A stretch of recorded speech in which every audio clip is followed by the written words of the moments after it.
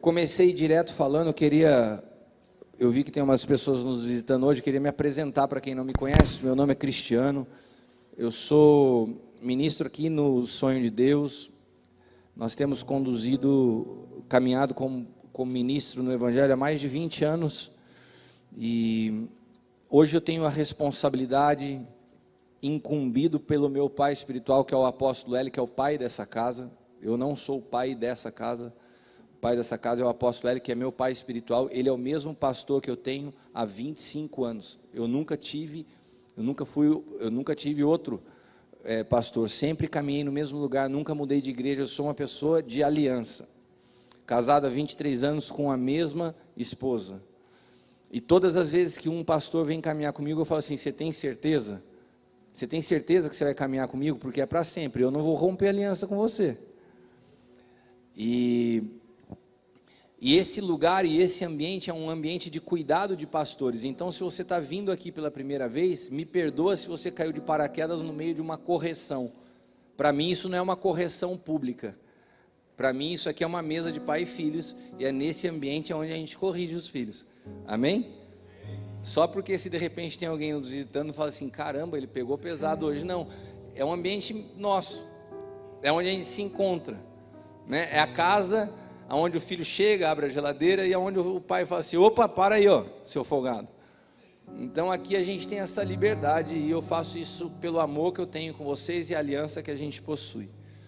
Mas eu fiquei, após esse período que nós vivemos na nação, eu fiquei preocupado, porque no dia da eleição, eu tinha ido a Santa Branca, na igreja do Pascoal, a Leila ia ministrar lá, no dia da eleição, no dia da votação, e a gente teve a notícia do resultado das eleições no momento do culto. E eu confesso que para mim foi como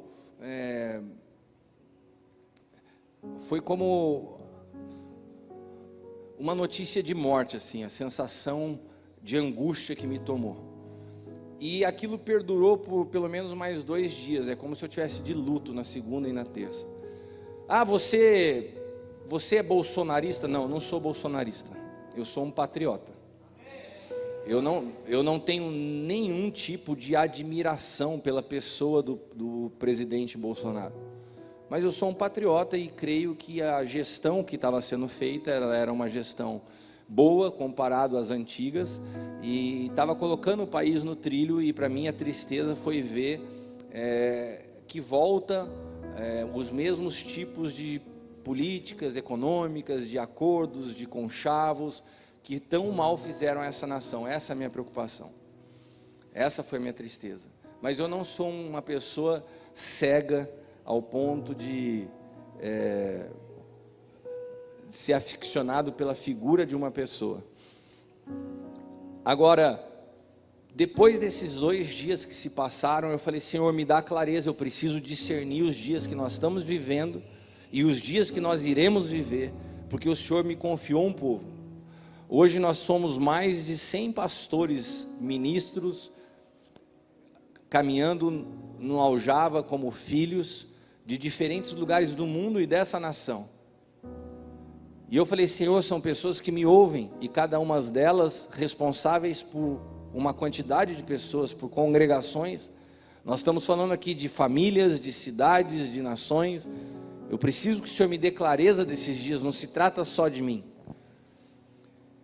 E eu entendo que você interpretar os dias que você está vivendo é mais importante do que você fazer predição do futuro, porque por muito tempo a igreja entendeu que o ministério profético era um ministério de predição de futuro. E o ministério profético, ele tem uma responsabilidade no antigo pacto diferente do novo pacto. O ministério profético no antigo pacto, ele apontava para o Messias, ele apontava para que aqueles fatos históricos que traziam um desenho, sombras e figuras, um dia se culminaria com algo que eles nem sabiam o que era, que hoje nós vivemos, que se chama igreja. Muitos profetas do antigo pacto profetizaram sobre a igreja sem saber o que era a igreja. Esse organismo vivo, esse corpo místico de Cristo que se move de uma maneira sobrenatural através das nossas vidas, tendo Ele como cabeça. Isso é algo que a própria igreja hoje ainda não entende, o mundo espiritual também não entende, mas Deus escolheu se revelar e distribuir Cristo de uma maneira que você não consegue mais ver Ele de forma isolada, mas hoje Ele é parte de um corpo vivo, do qual eu e você somos integrantes. E se no antigo pacto havia um apontamento para essa figura, o novo pacto tem muito mais a ver de um ministério profético capaz de discernir os dias presentes. E como ainda existe muita mescla no nosso evangelho, muitos profetas do novo pacto, por não entenderem o novo pacto, seguem ainda querendo ser videntes, seguem ainda querendo apontar realidades escatológicas, quando a responsabilidade maior do ministério profético é reconciliação.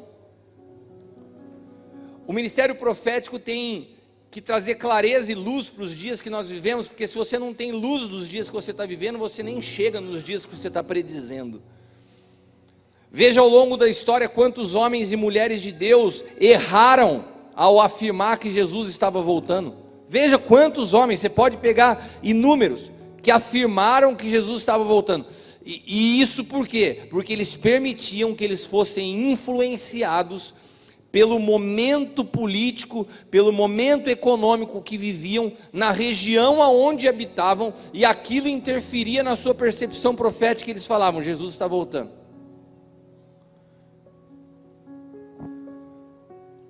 Interpretam dias difíceis como sinais da vinda, e acabam levando o povo a perder de vista a responsabilidade presente do que Deus está fazendo hoje. Porque quando você começa a falar, Jesus está voltando, as pessoas já falam assim: então vamos parar. Vamos parar. Meu filho ia para a faculdade, olha filho, acho que nem é tão importante você ir para a faculdade, porque Jesus já está voltando, Jesus já está às portas. E daí começa uma sequência, uma série de músicas, Maranata, ora vem Senhor Jesus, que na verdade é só o consolo do desânimo que nos abateu. Na verdade é só um pensamento escapista de tipo assim: não tem problema se é Lula ou Bolsonaro, tudo vai ficar para o anticristo e eu vou vazar daqui. Esse pensamento destruiu a igreja, é esse pensamento que nos fez acordar tarde. Nós despertamos tarde para um cenário político que está tomado. Por quê? Porque esse pensamento profético equivocado tomou a igreja, de só ficar olhando para o futuro, e a base é o que você pensa sobre escatologia, o que eu penso de escatologia. Deixa eu te falar uma coisa a respeito de escatologia, aos que se acham mestres, capazes de afirmar: eu sou preterista total, eu sou preterista, e ficam querendo doutrinar pessoas com os seus pensamentos. Deixa eu falar uma coisa para vocês. Eu conheço, pelo menos nesses dias, pelo menos uns 5 homens estudiosos das escrituras, pelo menos 5. Eu poderia mencionar homens como o apóstolo Lucas Marques, que foi a pessoa que me introduziu no novo pacto, um homem com 70 anos de idade, que passou a vida estudando as escrituras. O apóstolo Lucas Marques é dispensacionalista, ele crê no arrebatamento, ele crê no milênio, ele crê na volta de Jesus, tudo como sempre foi explicado. Eu posso citar o Juan Balistreri, que é um gênio, e que vejo nele uma visão mais preterista parcial. Ele não crê em dispensacionalismo, ele não crê em milênio, mas ele crê que Jesus volta. Não conheço pessoalmente um preterista total, mas conheço pessoas que falam dessa doutrina. E um dia me perguntaram: o que você é? Eu falei assim: gente, se o Juan pensa uma coisa, se o Lucas pensa uma coisa, o Gustavo Lara, quem sou eu na fila do pão para falar que eu acho alguma coisa? Como que eu vou conseguir afirmar o que vai acontecer? Como que você consegue achar que você é tão capaz de pegar a Bíblia e entender? Olha, eu não sei se é excesso de humildade, mas eu não consigo me ver no mesmo patamar que esses caras para falar: eu tenho a minha visão escatológica. Eu não tenho a minha visão escatológica. Sabe por quê? Porque eu acho que ela não contribui. Se você olhar, se você estudar a história de Billy Graham, o maior evangelista da história, alguém discorda? Um cara que tocava multidões, falava com o presidente, Entra no Google, dá um Google e fala assim, visão escatológica do Billy Graham. O Billy Graham fala assim: eu não falo de escatologia porque eu acho que a minha visão não contribui com a edificação. A minha visão escatológica não contribui com a edificação do corpo de Cristo. Sabe o que é isso? Isso é a sabedoria e a humildade de um homem, de entender que falar de alguns assuntos não soma, não acrescenta em nada. Se eu sou preterista parcial, se você dispensar, o que isso de fato vale para o dia que a gente está vivendo? A única coisa que nós precisamos da escatologia saber é o seguinte: nós não podemos parar nos dias presentes por causa de expectativa futura. Esse é o ponto. Se a tua escatologia te faz achar que Jesus está voltando amanhã por causa da crise econômica, então a tua escatologia está sendo prejudicial a você. Se você continua achando que todos os sinais que acontecem, ó, Jesus está à porta, vamos correr, desde que eu me converti eu vejo gente vivendo assim, essa tua escatologia é prejudicial. Se você começa a ligar dragão com serpente e soma, cara, esse misticismo interpretativo é prejudicial. Entenda que se você não consegue discernir os dias presentes, se você não consegue sujeitar a sua vida no dia de hoje, você não está habilitado para falar de futuro. Se você não consegue fazer a gestão da sua vida pessoal hoje, como que você quer gerir o movimento de Deus para o futuro? Irmãos, o nosso enfoque hoje não tem que ser escatológico, tem que ser discernimento dos dias que nós estamos vivendo. Quais são os dias que nós estamos vivendo? Quantos podem dizer amém a isso?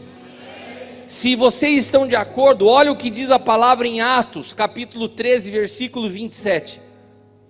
Os que habitavam em Jerusalém e suas autoridades, porque não conheciam a este Jesus, nem a voz dos profetas, que era lida todos os sábados, condenando-o, cumprindo as profecias.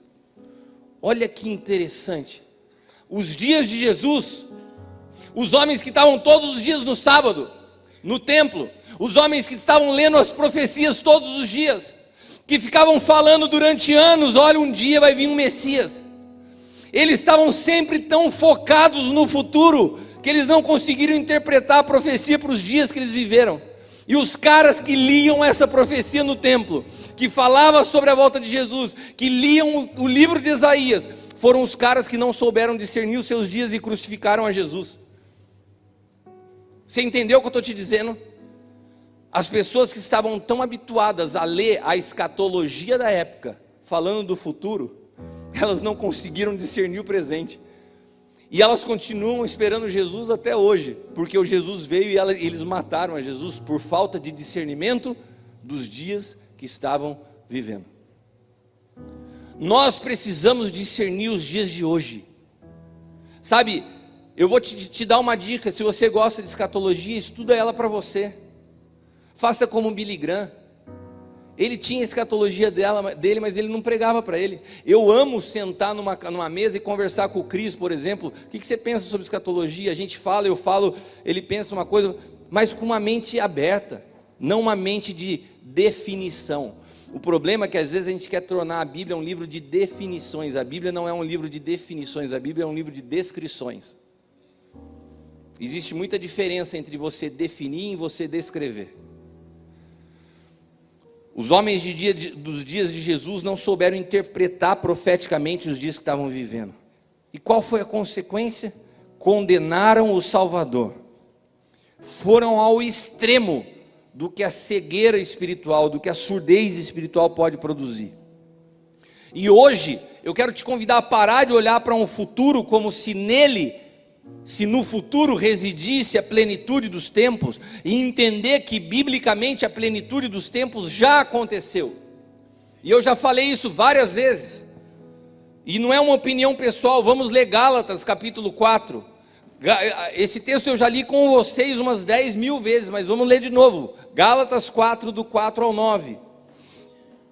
Mas vindo a plenitude dos tempos, Deus enviou o seu Filho nascido de mulher, sob a lei, para remir os que estavam debaixo da lei, a fim de recebermos a adoção de filhos. Isso já aconteceu ou vai acontecer? E esse fato que já aconteceu, a Bíblia chama do quê? plenitude dos tempos.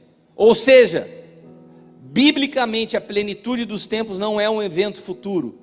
Biblicamente, plenitude dos tempos é você ter a revelação do que é ser filho, porque Ele veio para nos resgatar da lei, para nos transportar para um ambiente de paternidade, aonde opera o espírito de adoção de filhos. Nunca na história havia acontecido isso. Todos tratavam com Deus distante, todos caminhavam como servos do Deus Altíssimo, e de repente Jesus inaugura uma nova era da história, onde nós somos introduzidos na mesma condição do primogênito e nos tornamos filhos. Esse momento foi o momento que Deus sonhou na eternidade, a plenitude dos tempos. Eu vou ter uma multidão de filhos como Jesus. E nós continuamos achando que Deus está com o olho no futuro, que Deus está de olho num evento escatológico. Sabe, mais importante do que a solução do mundo e a solução política é que nós nos tornemos filhos, porque os filhos maduros são a resposta para essa realidade. A criação anseia por quê? Por um governo de direita conservador? É isso que a Bíblia fala? O que a criação anseia? Aonde a igreja ficou embriagada achando que um governo de direita conservador é a resposta bíblica para esses dias. Não, a resposta bíblica para esses dias está com a igreja. É um povo maduro, de filhos maduros, não de uma religião evangélica que conseguiu criar uma divisão num país de metade e metade. As pessoas nos veem com ódio hoje, porque nós nos tornamos um gueto que não sabe se comunicar com o mundo. Nós achamos que somos parte de um partido político de direita conservador, quando na verdade nós somos filhos, e a nossa responsabilidade é amar e servir, amar a todos. Não é amar quem é de direita, é amar a todos. Cadê o amor? A gente entrou num discurso de ódio e a gente adotou isso como realidade da igreja. Quando eu vejo pastores nas redes sociais brigando, discutindo, falando um palavrão, eu falo, cara, onde a gente está indo? Quando o Senhor Jesus nos fala, olha, se te ferirem numa face, dá outra. Cadê os ensinamentos de Cristo? Para onde a gente foi parar? Cadê o nível de compreensão espiritual? É fácil você cantar numa canção. Nós não vivemos pelo que vemos, vivemos pelo que cremos. Ai, que lindo. Daí você bate palma. Ninguém vai parar a igreja do Senhor. Daí você ouve essa música e a tua interpretação bíblica é tão almática que você fala, ninguém vai parar a igreja. Você sai com uma bandeira e vai marchando na rua. Você acha que é isso? Se você entende essa canção, se você entende o que você está cantando, por que está com tanto medo pelo cenário político? Se nós não vivemos pelo que vemos, se nós vivemos pelo que cremos, se essa canção é verdade na sua vida, por que você canta com ela feliz? E quando você vê o discurso do Lula, você se abate? O que você tem medo? Quais são seus temores? São 10 anos falando do novo pacto, são 10 anos falando que nós não vivemos pelo que vemos, que as realidades invisíveis governam sobre as visíveis, e de repente uma mudançazinha no cenário político, parece que tudo se pôs a perder. Vindo a plenitude dos tempos, Deus enviou o seu filho nascido de mulher. Parece que a igreja estava esperando a eleição do Bolsonaro como se fosse a plenitude dos tempos, mas para Deus a plenitude dos tempos é um povo que sabe caminhar como filho. E porque vocês são filhos, veja a sequência do texto, e porque vocês são filhos, Deus enviou aos vossos corações o Espírito do seu Filho, que clama, Abba, Pai. Assim vocês já não são mais servos, mas filhos, e se sois filhos também são herdeiros de Deus por Cristo. Por quando não conhecíeis a Deus, vocês serviam aos que por natureza não são deuses. Mas agora conhecendo a Deus, ou sendo conhecidos por Deus, como tornais outra vez a esses rudimentos fracos e pobres, aos quais de novo quereis servir? Tendo isso como base e como introdução, eu quero ler para vocês um texto que está, para a gente entrar agora na mensagem, Atos 17, Atos dos Apóstolos, capítulo 17, versículos 5 e 6. Mas os judeus desobedientes, movidos de inveja, tomaram consigo alguns homens perversos dentre os vadios, ajuntando um povo, alvoroçaram a cidade, assaltando a casa de Jasson, procuravam trazê-lo para junto do povo. E não os achando, trouxeram Jasson e alguns irmãos à presença dos magistrados da cidade, clamando: estes são os que têm alvoroçado o mundo, e chegaram aqui também. Você sabe desse texto? O evangelho começa a ser ministrado, e à medida que o evangelho vai sendo ministrado, vai produzindo um incômodo no ambiente da sociedade. As pessoas olhavam a igreja nascendo e falavam assim: meu, esses caras estão alvoroçando o mundo, esses caras estão criando problema para o sistema, esses caras estão desestruturando algumas coisas que funcionam bem. A igreja sempre nasceu com o rechaço da sociedade. A igreja nunca foi bem-vinda pela sociedade. A mensagem do evangelho sempre produziu desprezo, sempre produziu perseguição, sempre produziu resistência ao sistema religioso.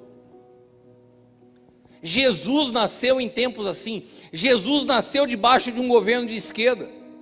Jesus nasceu debaixo de um governo opressor, onde a carga tributária era tão alta que o povo passava necessidade, e eles queriam interpretar a passagem do Messias como um libertador político. Vai vir alguém aqui, Deus vai mandar alguém para nos libertar desse governo opressor de Roma. Jesus nasceu nesse cenário. E quantas vezes você vê Jesus confrontando Roma? E quantas vezes você vê Jesus organizando uma reforma política? Ele nasceu naquele momento, ele nasceu naquela condição, ele nasceu naquela situação. E daí as pessoas ainda queriam pegar ele. Falaram: agora a gente pega ele. Olha, Senhor, a carga tributária, que coisa terrível. E as pessoas dão impostos e estão nos roubando demais, e chegam para ele: e você viu agora o orçamento do fundão e não sei o que lá, e o que estão fazendo nas reformas? Nem entrou no poder, e o dólar já disparou, a bolsa despencou. E aí, Jesus? Ele pega a moeda, olha para a moeda. O que tem na moeda aí? É a cara do Lula? Dá ao Lula, é o que é do Lula, e dá a Deus o que é de Deus. O que ele está falando? Paga os seus impostos, cumpra o seu dever de cidadão, cumpra o seu dever de cidadão. Você não vê o alvoroço das pessoas chegar em Jesus? Jesus olhava para tudo aquilo e falou: cara, o governo de Deus está sobre tudo isso, porque todas as vezes que Deus quer se mover sobre a face da terra, a movimentação de Deus está relacionada ao povo de Deus. O resto são só, Deus olha para a terra e vê dois homens. Repita comigo: tem dois homens caminhando sobre a terra. Esse é o olhar de Deus. Um é Cristo. Você está em Cristo? Então Deus, quando olha para a terra, vê você nesse homem. Você está em Adão? Fala assim: não, você não está em Adão. Mas se você estivesse em Adão, Deus olharia e falaria assim: tem dois homens, tem Adão e todos que estão vivendo nele, e tem Cristo. No antigo pacto eram muitos homens, eram muitos profetas. No novo pacto Deus olha um homem. Se você está em Cristo, você faz parte do que Deus está fazendo. Se você não está em Cristo, você não faz parte do que Deus está fazendo. Simples assim. Então não basta você fazer parte de uma igreja evangélica, você precisa estar em Cristo, porque em Cristo reside tudo que Deus está fazendo sobre a face da terra. Agora, no antigo pacto não. No antigo pacto era um povo. E sabe o que Deus fazia quando Ele queria tratar com esse povo? Ele tinha alguns figurantes na história. Ele tinha aquele pano de fundo na história, mas o que Ele estava tratando era com o seu povo. Quando Deus quis tirar o seu povo do Egito para levar para Canaã, o que Ele fez? Vamos fazer aqui. Deus gosta de efeitos especiais, gosta de coisas incríveis. Vamos tirar o povo daqui para lá. O povo não vai, o povo é cabeça dura, mas eu preciso mover. Eles já estavam acomodados no Egito. Então vamos mandar uma perseguição. E começa a cutucar o faraó. Manda uma praga, manda outra praga. Agora você imagina a interpretação profética de quem vivia aqueles dias. Meu Deus, o que está acontecendo? sangue nos rios, praga vindo do gafanhoto, vindo de tudo quanto é lado, e as pessoas não conseguiam entender. Moisés sabia, mas Moisés também não tinha noção do que Deus estava querendo produzir. A única coisa que Deus queria fazer naquele momento era o quê? Qual era o propósito de toda aquela cena? No fundo, se você fosse resumir essa história, o que era? Deus tirando o seu povo de um lugar para outro lugar. Sim ou não? Mas todo um cenário acontecendo. Praga vindo de um lado, praga vindo do outro, mas o desejo de Deus era tirar o povo de um lugar para outro lugar. Sabe o que está acontecendo nesses dias? Tem um conflito político, tem guerra política, tem gente para um lado, gente para o outro. Sabe o que Deus está olhando nesse momento? Eu preciso mover minha igreja de um lugar para outro lugar. O lugar da igreja está equivocado espiritualmente. A nossa movimentação como igreja não está conseguindo produzir transformação na sociedade. E a igreja achou que se somando, se juntando ao poder, ela teria mais influência. Ela nunca precisou disso para ter influência e para se movimentar. Ela deixou de ser dependente de Deus e achou que o poder pudesse ajudá-la. Foi o que aconteceu lá atrás, quando Constantino se converte e a igreja se mistura com o Estado. Foi o pior tempo da igreja, uma mescla terrível. E alguns homens acharam que essa mescla funcionaria de novo, e se envolveram e tomaram Bolsonaro como patrimônio pessoal. Eu vou falar para vocês, eu votei nele, fiz campanha para ele, acredito que era o que nós deveríamos fazer como igreja, pelos valores que apregoava no seu governo. Agora, trazer isso como bezerro de ouro da igreja e misturar a igreja com a imagem pessoal. Hoje tem muita gente no Brasil que olha a igreja e vê estampado a cara do Bolsonaro. Nós não temos nada a ver com ele. O nosso jeito de falar não é igual ao dele.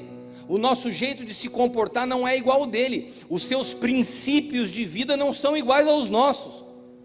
Mas por uma movimentação errada, parece que se fundiu e se tornou uma coisa só. E daí a gente não entende porque que Deus às vezes para algumas coisas. A gente não entende porque a nossa visão é limitada. A nossa visão é limitada. Quando você viaja ao mundo, quando você sai e passa por algumas nações, né, 60 dias atrás eu estava lá no Japão, porque tem gente achando porque o Bolsonaro perdeu a eleição que o Jesus está voltando por causa disso. E o pessoal do Japão lá está falando assim: por que Jesus está voltando? Porque o Bolsonaro perdeu lá. Se você não tem uma visão global, você permite que o seu problema pessoal embace a tua visão profética. Eu vou repetir para você: se você não tem uma visão, se você não permite que Deus te levante para olhar de cima, você fica confuso a partir do que você está vivendo pessoalmente e começa a querer interpretar a Bíblia através dos seus problemas. Você precisa levantar a cabeça. E eu estou falando para vocês numa semana das mais difíceis que eu tive na minha vida.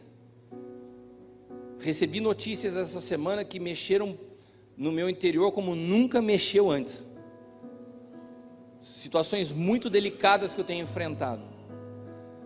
E o Senhor me falou assim: eu já te provei em tantas áreas, não olhe a vida pela notícia que você está recebendo, você tem que olhar de cima.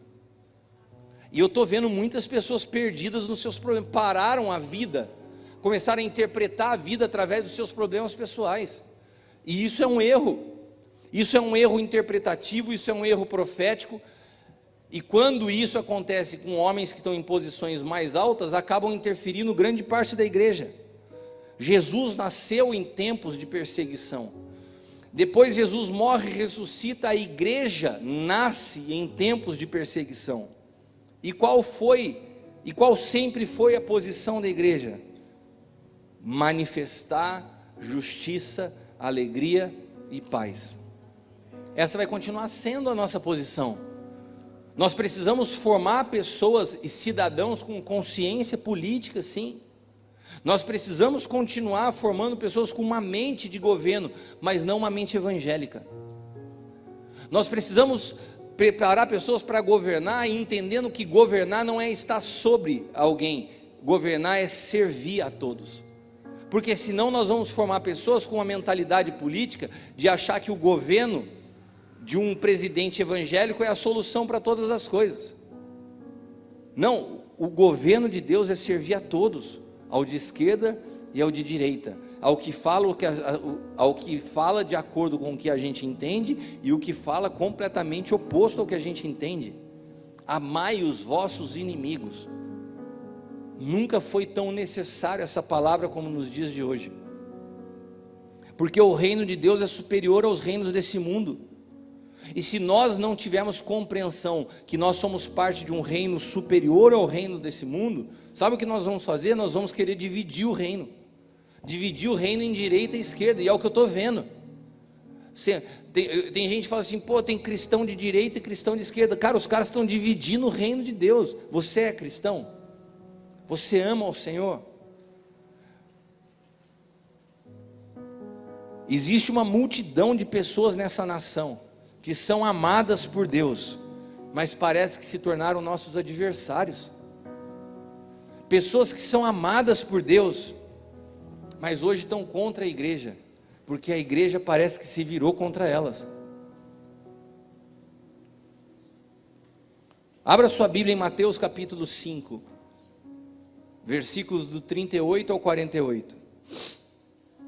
Ouviste o que foi dito, olho por olho, dente por dente. Isso aqui é a lei, é o que um monte de crente está querendo trazer de volta hoje em dia. Vamos lá, olho por olho, dente por dente. Trataram a gente assim, agora eu vou ser oposição, vocês vão ver, vão comer o pão que o diabo amassou. Eu, porém, vos digo, não resistais ao mal. Olha para quem está do teu lado e fala assim, está escrito a mesma coisa na tua Bíblia? Turminha da resistência, o que está escrito aqui? O que está escrito aqui? Não resistais ao mal.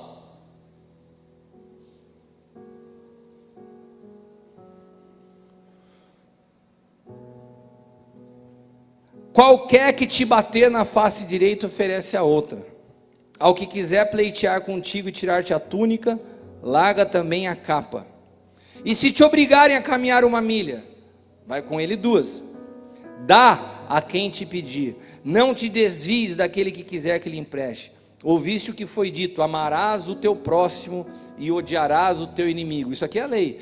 Tem gente vivendo esse evangelho da lei hoje. Eu amo o meu próximo, mas eu odeio o petista. Eu odeio o Lula. Eu odeio, tem gente vivendo isso aqui. Amais o teu próximo e odiarás o teu inimigo. Deixa eu te contar que Jesus ensinou uma coisa interessante aqui, irmão. Quantos pastores eu tenho aqui? Você já nem sabe o que você é, né? Levanta a mão se você é pastor em nome de Jesus. Amém. Então você que é pastor, deixa eu contar uma coisa para você. Eu não sei se você sabe, mas Jesus revogou essa parte de amar o teu próximo, amar suas ovelhas e odiar, porque tem essa também. Eu amo as minhas ovelhas e odeio a da igreja do vizinho e odeio aqueles que saíram daqui e foram para a igreja do pastor tal. Aqui tem uma parte interessante. Eu, porém, vos digo. Quem falou isso? O apóstolo Cristiano? Não. Jesus falou assim: amarás o teu próximo, amai os vossos inimigos. Pastor, bendizei os que vos maldizem. Sabe aquele Twitter dos crentes que a gente acha lindo?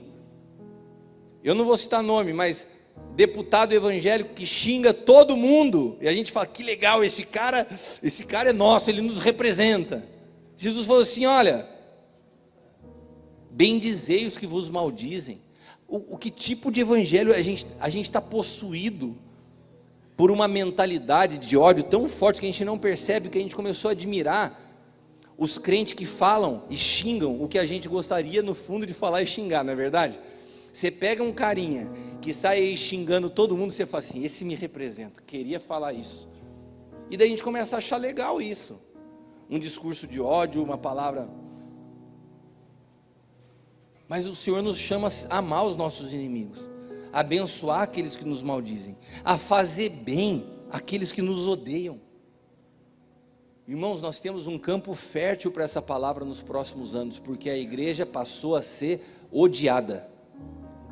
Sabe por que a igreja passou a ser odiada? Porque ela não soube se movimentar, porque ela se fechou num gueto, porque ela se tornou exclusivista, porque ela não se comunica mais com a sociedade numa linguagem de amor. Então ela passou sim a ser odiada. E sabe o que a Bíblia nos fala? Que a gente tem que amar esses que nos odeiam, e mudar, e servir, e cuidar dessas pessoas, orar por aqueles que nos maltratam e perseguem. Para quê?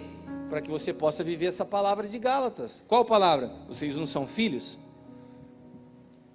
Olha o texto que diz: para que vocês sejam filhos do vosso Pai.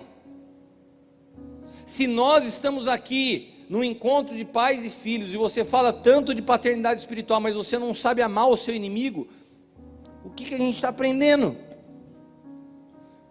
Se nós somos filhos de Deus, nós temos que ter a essência de Deus, nós temos que ter as características de Deus, e Deus nos amou sendo nós ainda pecadores, porque é Ele que faz que o sol se levante sobre maus e bons, a chuva sobre justos e injustos, porque se amardes os que vos amam, que galardão tereis? Não fazeis os publicanos o mesmo? Se saudardes unicamente os vossos irmãos, que fazeis demais? Sede imperfeitos como é perfeito o vosso Pai que está no céu. A nossa posição como igreja não mudou. Nós temos que seguir atentos à voz do Espírito. E eu volto a falar aquilo que eu falei anteriormente. Nós temos que aprender a descrever e não definir. Muitas pessoas têm me ligado e pedido definição. Definição. E a Bíblia não é um livro de definições, mas de descrições. Se você olhar, defina para mim a Trindade. Você não tem nenhum momento na Bíblia uma definição de Trindade. Se você pegar o concílio de Nicéia, desde o início, os problemas da igreja foram tentar definir o que não pode ser definido. O que acontece no concílio de Nicéia é uma tentativa de definir se Jesus foi criado por Deus, se Jesus sempre existiu com Deus. Eles tentavam definir a Trindade. A Trindade, ela não é definida, ela é descrita. E ela é descrita de uma forma, de um exemplo. Um pai e um filho, com um espírito comum a ambos. Sabe, quando nós olhamos a igreja, você não pode querer definir as pessoas a partir de você. Nós podemos descrever um evangelho que ama a todos. Apóstolo, mas eu não consigo entender porque Deus permitiu isso. E se alguém te der uma definição, pode ter certeza que está errando, porque a gente não sabe, os caminhos de Deus são mais altos que os nossos. Agora, o que está acontecendo no Brasil, aconteceu na Argentina. Daí às vezes eu fico vendo, será que a igreja que orou pouco? E na Argentina, com pessoas incríveis como o apóstolo Gustavo Lara, como o Juan, com tantos homens de Deus. Deus tem um propósito muito maior do que os nossos olhos podem ver. Mas qual que é a nossa posição? Existe uma posição que você tem que entender de cidadão e uma posição como cristão. São duas coisas distintas. Como cidadão, tenha consciência política. Como cidadão, ensine seus filhos sobre política. Como cidadão, vote. Como cidadão, proteste. Protestos são genuínos. Não há nada errado em um protesto, desde que você não impeça vias públicas, você não xingue ninguém. Você protestar, falar está errado, não está correto o que está acontecendo. Não é você abrir mão. O último que sair do Brasil apaga a luz. Não, nós vamos continuar amando essa nação, servindo essa nação, vivendo com excelência e manifestando o reino de Deus na esfera da sociedade que nos foi confiada. Mas nós vamos viver de acordo, como cidadão, a condição de cidadão. Agora, como igreja, a nossa visão é muito mais ampla do que isso. A visão de Deus sobre a face da terra está muito maior do que a gente dividir em direita e esquerda. Definições não funcionam para organismos vivos.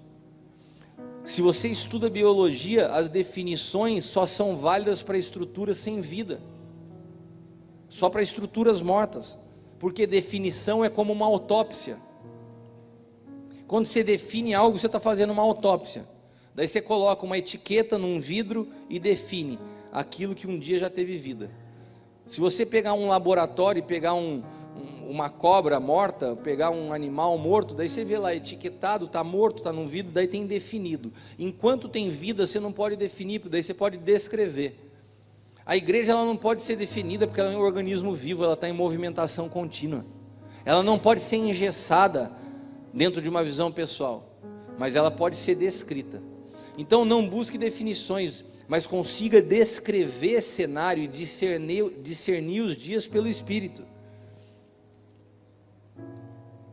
Existem hoje pessoas que estão tentando definir e rotular doutrinas teológicas, como se elas fossem detentoras do certo e do errado. E muitas vezes a gente vê um ponto onde eles estão ridicularizando outras pessoas. Nossa, você acredita assim? Cara, quando eu vejo às vezes meninos, jovens na fé, que vêm me fazer uma pergunta teológica, eu respondo algo e falo assim, nossa, você pensa assim? Eu olho e falo assim, aonde que a gente está indo como igreja, produzindo essa soberba teológica?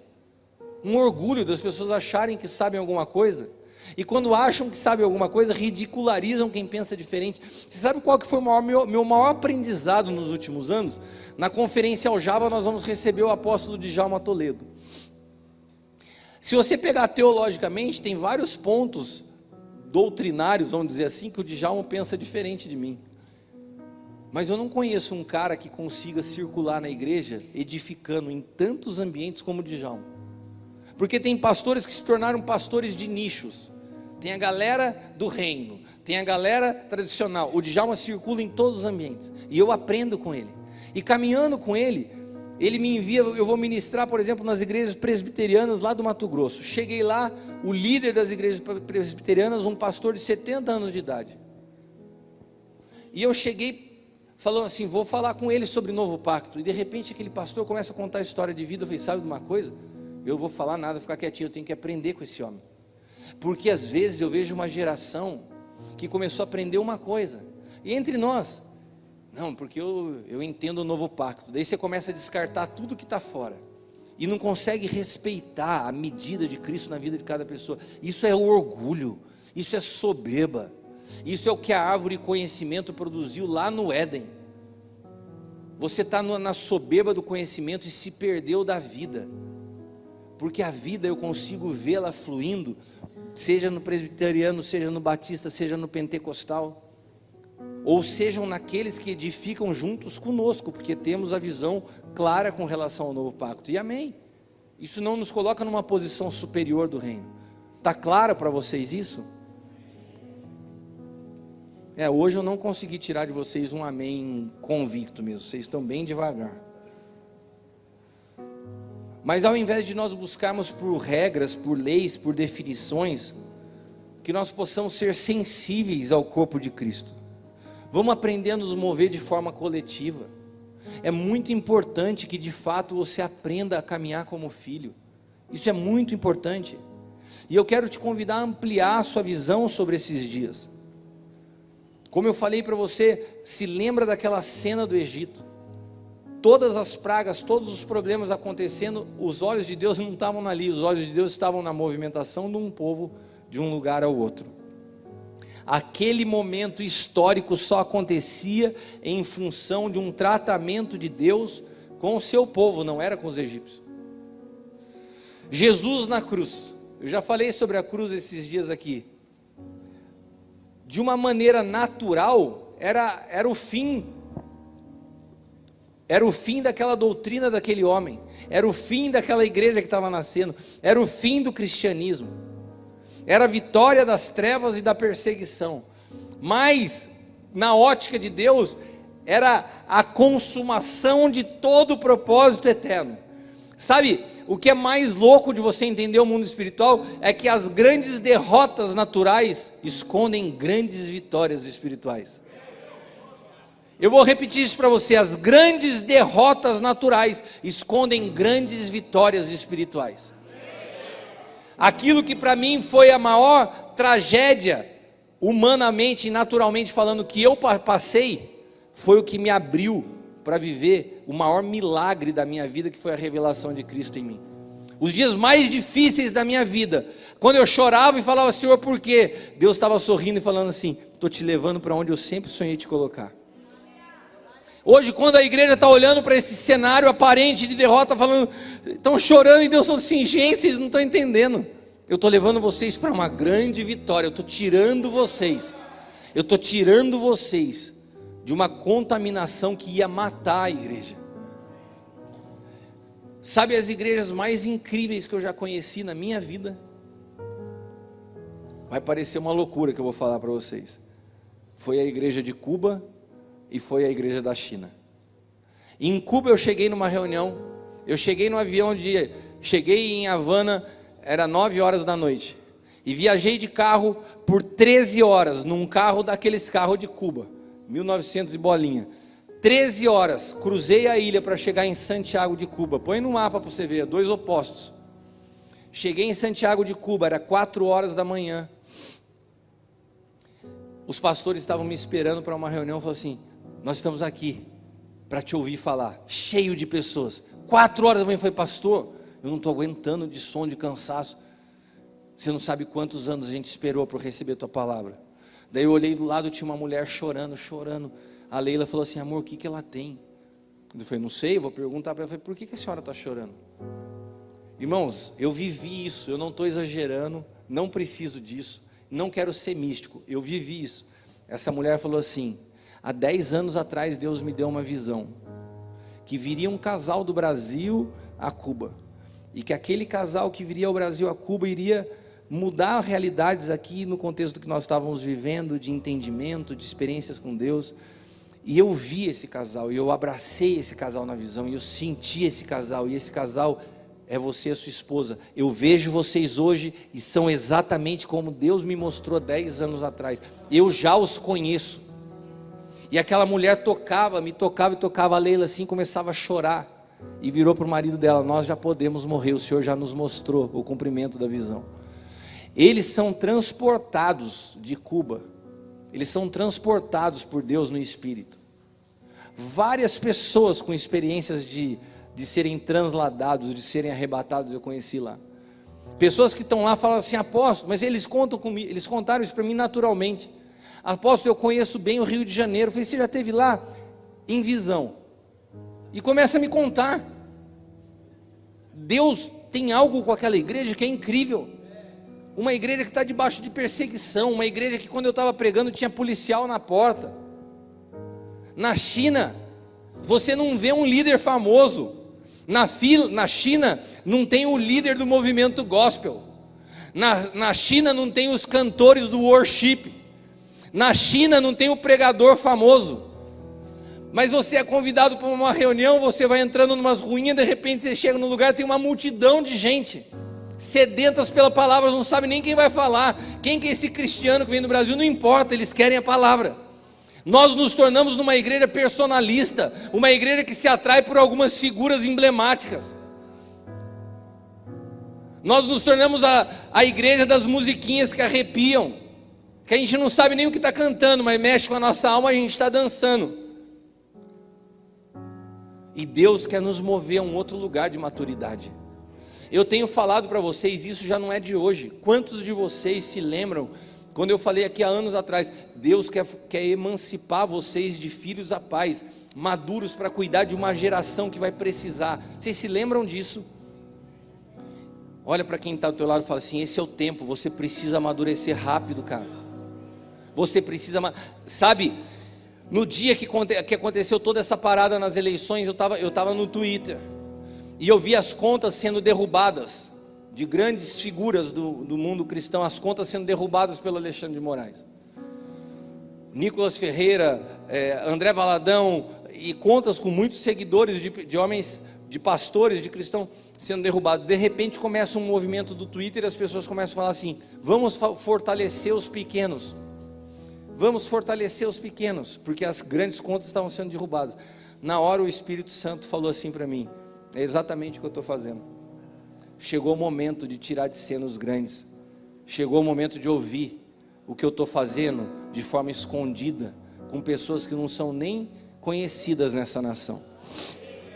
Olha para quem está do teu lado e fala assim: é com você isso aí.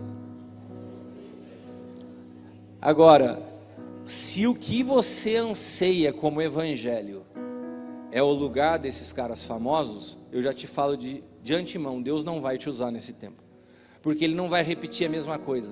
Se você está querendo ser usado para se tornar conhecido, se você está querendo ser usado para se tornar famoso, se você está querendo ser usado por Deus para se tornar relevante, para ter uma igreja lotada de gente, para ficar conhecidinho, se é essa a tua motivação, esquece. O tempo de Deus é outro. Ele quer uma igreja que não tenha a cara de um homem, mas que tenha o rosto de Cristo. E a gente vai precisar aprender a assumir para que Ele apareça. E é por isso que eu amo esse ambiente nosso. Um ambiente onde eu, como pai de muitos de vocês, não me sinto superior a vocês, aprendo com vocês. Onde a gente tem um LED, onde todos vocês falam. Porque a ideia do LED é exatamente isso. Não sou só eu falando, nós estamos construindo algo juntos. Em toda a história até aqui, tudo que acontece no natural é só um pretexto que a gente precisa discernir o que Deus está produzindo espiritualmente, para onde Ele está nos conduzindo como igreja. Eu quero ler com vocês um outro texto em Mateus capítulo 22, do 16 ao 21. Enviaram-lhe os seus discípulos com os herodianos, dizendo: Mestre, bem sabemos que és verdadeiro, ensina o caminho de Deus segundo a verdade, e ninguém te dá porque não olhas a aparência dos homens. Dize-nos, pois, o que te parece: é lícito pagar o tributo a César ou não? Jesus, porém, conhecendo a sua malícia, disse: por que vocês me experimentam, hipócritas? Mostrai-me a moeda do tributo. E ele lhes apresentaram um dinheiro, e ele disse: de quem é essa efígie e essa inscrição? E disseram: de César. Então ele lhes disse: dai, pois, a César o que é de César, e a Deus o que é de Deus. Quando você vê Jesus tratando de forma dura as pessoas, a quem Ele trata? Os religiosos. O problema dele sempre foi com os religiosos. Você não vê Jesus diante das autoridades, diante de Pilatos. Ele respeitava as autoridades, por mais que fossem pessoas cruéis, por mais que fossem pessoas malignas, ele respeitava as autoridades. Agora ele pegava pesado com os religiosos. Sabe com quem Deus está pegando pesado nesse tempo? É com a igreja. É com a igreja. O que Deus está tratando nesses dias é a igreja. Sou eu e você.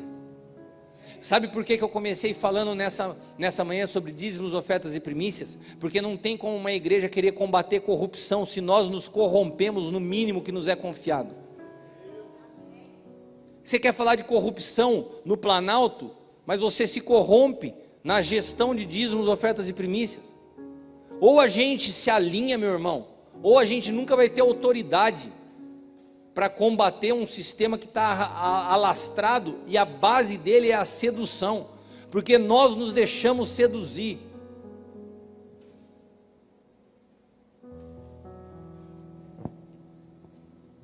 Eu creio em defesa pessoal, mas eu não creio em resistir às autoridades constituídas, porque elas, sendo boas ou más, elas estão debaixo do senhorio do Senhor. Então eu volto a dizer para vocês: protestar é legítimo, consciência política, formação de líderes é legítimo, mas alimentar um ódio que não é coerente com o que a gente vive, a maior revolução, é aquilo que a gente fala para essa molecada que quer sair fazendo revolução aí e não consegue arrumar a cama. Arruma a cama primeiro, depois você vai falar de arrumar o mundo. É a mesma coisa entre nós. Você quer falar combater a corrupção, sendo muitas vezes, eu não quero te chamar de corrupto, sendo muitas vezes irresponsável na gestão financeira que Deus te confia.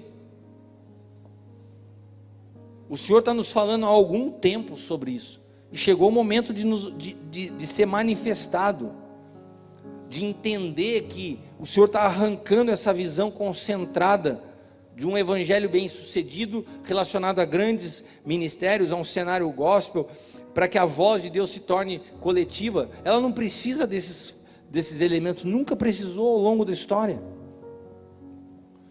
E entenda alguma coisa: existem homens de púlpito, existem homens de conselho. Pode ser que você nunca seja um grande pregador conhecido, mas que o teu conselho para uma pessoa que para te ouvir, transforme a vida dela. Irmãos, essa semana eu fui chamado para aconselhar um casal de pastores que caminha com uma das maiores referências de casamento dessa nação.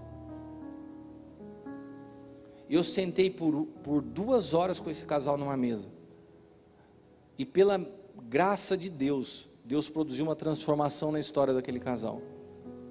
Eu não me acho melhor ou superior àquele pregador, mas aquele pregador é um cara do púlpito, e eu sou um cara de conselho. Às vezes você está admirando pessoas que têm perfis diferentes do teu. Nós somos um corpo, e Deus precisa de cada um numa medida. Sabe, comece a valorizar as pessoas que Deus te confiou para você aconselhar, porque às vezes você está querendo se transformar num grande pregador, mas você pode ser excelente para Deus, sendo uma pessoa que dê atenção aos pequeninos que chegam até você buscando um conselho. Se você aconselhar em amor cada pessoa que chegar até você, pode ser que você esteja fazendo seja tão útil quanto o cara que está pregando para uma multidão, porque cada um tem uma medida no corpo. Existem homens de rompimento e homens de edificação.